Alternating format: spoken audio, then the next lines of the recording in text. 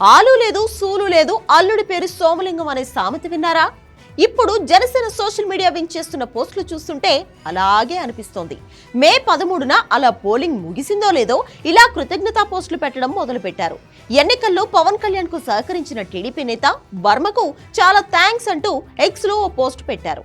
ఇక పవన్ కోసం ప్రచారం చేసిన జబర్దస్త్ ఆర్టిస్టులకు, జూనియర్ ఆర్టిస్టులకు కూడా కృతజ్ఞతలు తెలిపారు. ఫారిన్ నుంచి పార్టీకి ఫండ్స్ పంపించిన ఎన్ఆర్ఐలకు, పవన్ కోసం విదేశాల నుంచి వచ్చి క్యాంపెయిన్ చేసిన ఎన్ఆర్ఐలకు థ్యాంక్స్ చెప్తూ ప్రెస్ నోట్ రిలీజ్ చేశారు. రీసెంట్ గా ముద్రగడ పద్మనాభం గురించి కూడా జనసేన కార్యకర్తలు ఓ పోస్ట్ వైరల్ చేశారు. పిఠాపురంలో పవన్ కళ్యాణ్ గెలిస్తే తన పేరు పద్మనాభరెడ్డిగా మార్చుకుంటారని ముద్రగడ ఒక కామెంట్ చేశారు.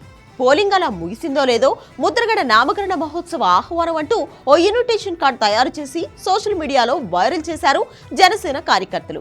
పవన్ గెలుస్తాడు కాబట్టి ముద్రగడ పేరు మార్చే కార్యక్రమానికి అంతా హాజరు కావాలంటూ ఇన్విటేషన్ పోస్ట్ చేశారు. ఇలాంటి సెటారికల్ పోస్టులు, కృతజ్ఞతా పోస్టులు వేయడం తప్పు కాదు, కానీ దానికి ఓ సమయం, సందర్భం ఉంటుంది. పోలింగ్ పూర్తయి వారం కూడా కాలేదు.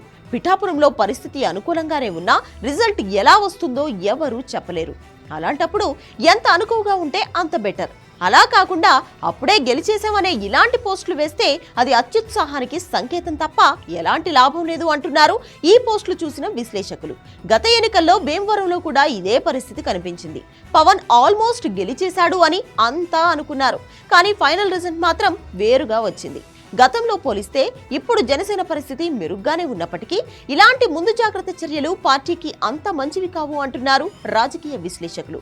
కార్యకర్తల్లో ఉత్సాహం ఉన్నా రిజల్ట్ వచ్చాక సెలబ్రేట్ చేసుకుంటే బెటర్ అని సలహా ఇస్తున్నారు.